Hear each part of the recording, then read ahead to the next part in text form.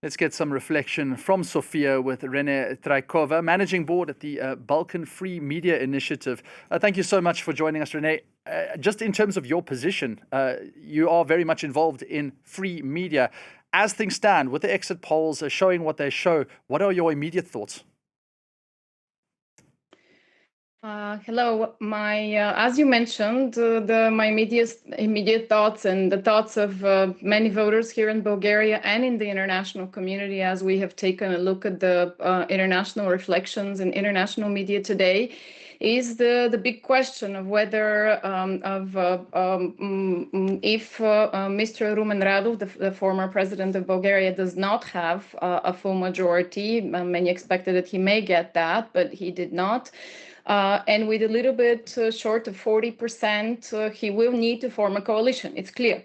And the big question here is in which direction he would choose to form this coalition. Is he going to approach the pro-reformist, pro-European coalition, which is third in the polls at the moment, or whether he will actually approach for coalition formation and government formation, the more pro-Russian forces in the next Bulgarian parliament? And this is the big question. We do not know which way Mr. Radev will go. In his first statement, he did mention that he will look for cooperation with the pro-European coalition, mostly on anti-corruption reforms, reforming the judiciary in Bulgaria.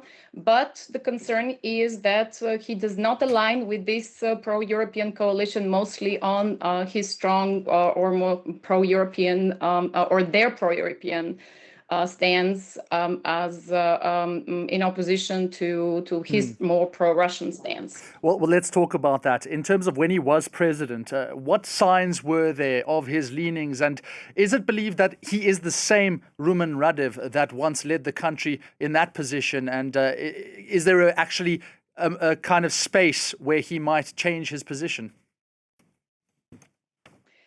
I believe that while he was a president several times, I mean, some of his positions were definitely more pro-Russian leading. On the question of Crimea, whether Crimea is Russian or Ukrainian, Mr. Radev did respond that that Crimea is Russian. After facing criticisms, he came back saying that this was his more pragmatic answer. Because technically, this is where the Crimea is Russian. You know, whether we talk about where it stands based on international law, that's another question. But he faced a lot of criticism on this stance.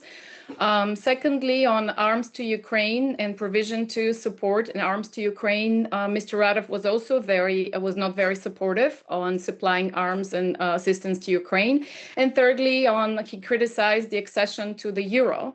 And called for a referendum literally a few weeks before Bulgaria was scheduled to enter the eurozone.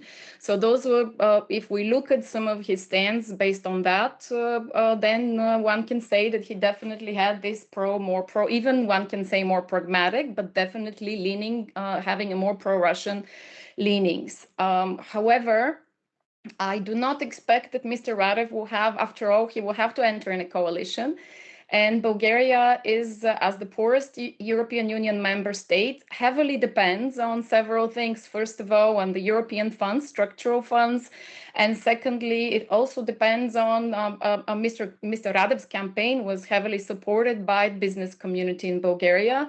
And Bulgaria depends on, as you may know, Bulgaria, in the early days of the war, 30% of weapons that went to Ukraine were exported from Bulgaria. So Bulgaria has a very sizable defense industry. So and other business also supported Mr. Radev during his campaign. So I do expect that also his position on that may take a more pragmatic turn. And also Mr. Radev lost a very important ally and supporter in the face of Mr. Orban. So his positions may not be so so strong in within the European Union as they may have been during the campaign. It's easier to express them in the campaign to get voters, but it's another story when you have to govern. Everyone keeping everyone in check. That's what we're going to watch out for as we do get those final exit polls. Thank you so much for joining us on that note, Sofia. From Sofia, there we are just getting a new news there from Renne Traicova on the election.